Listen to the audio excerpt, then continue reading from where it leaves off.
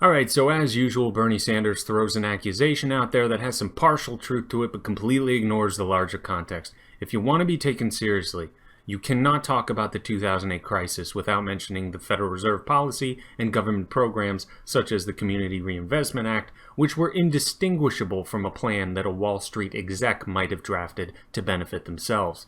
Sanders is giving a terribly false impression to a generation that unfortunately I don't think knows much about this stuff.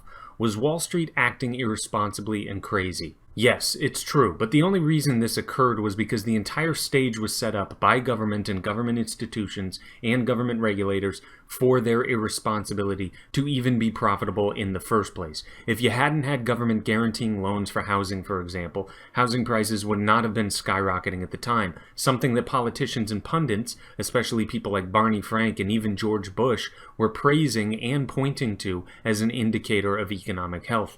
And not only that, trying to come up with new ways to keep it all going. Prices would not have been continually bid up over and over and over again, and the situation that allowed for this frenzied speculation would not have been there in the first place. Now that's a topic that has been covered many times, but isn't it odd that Bernie Sanders makes no mention of this? He makes no mention of the government regulators that were telling banks they need to start giving out all these loans to people that they otherwise would not have. He makes no mention of the decline in interest rates that the Fed was engaging in, furthering the inflation of this bubble and causing this speculation to run rampant.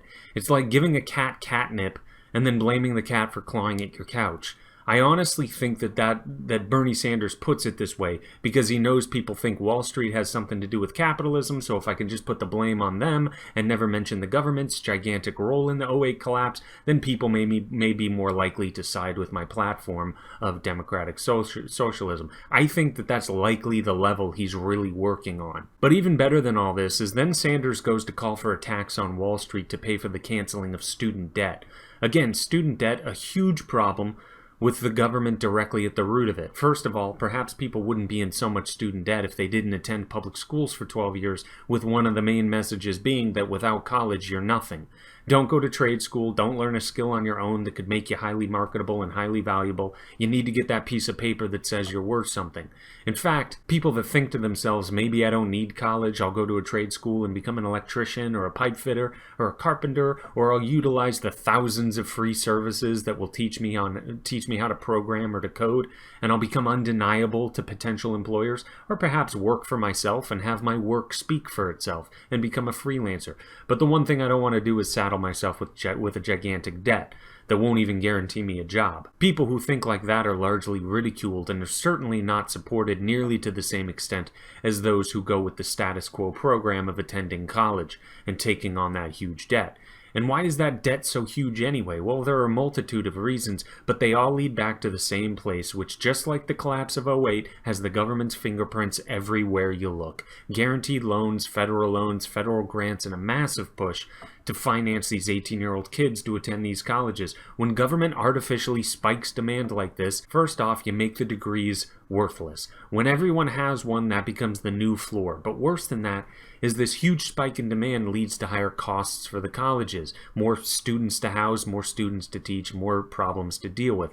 Administrations have to expand, and tuition will increase with it. Price sensitivity is also dulled. When the government is handing you money you don't have to worry about for over a half a decade, you're shopping around for the best quality for the best price. That is all numbed out. And guess what? Colleges then aren't as incentivized to cut costs or cut tuition to become more competitive. It's all just a big party with taxpayer money on the hook for all of it. Bernie Sanders either has no grasp on what he's talking about, or he is purposefully misleading people. Which, if he is purposefully misleading people, that shouldn't shock anyone. After all, good politics is bad economics, and good economics is bad politics. Offering free stuff to people with no mention of the unintended consequences that will occur, and putting the blame on everything except government, all the while saying how you're going to use government to fix all these problems, despite government being at the heart of all these problems. Ignore all that, promise free stuff to people, and you've got yourself some campaign gold. It reminds me of what happened last month with Maxine Waters, when she asked what all the banking CEOs were doing to help the student debt crisis, and the CEOs had to inform her that they got out of making student loans and they got out of the student loan business when the government took it over. They had to remind her that the government took over the student loan sector. Very, very telling of the disconnect politicians have. And by the way, just to finish up, isn't Bernie Sanders all about fairness and equality? Well, what is fair and equal about people having their student debt canceled while someone who just last month finally paid off their student debt don't get to benefit from this? Don't you think that would cause a great deal of resentment, especially towards the younger generation just graduating from college? And wouldn't that resentment be completely justified?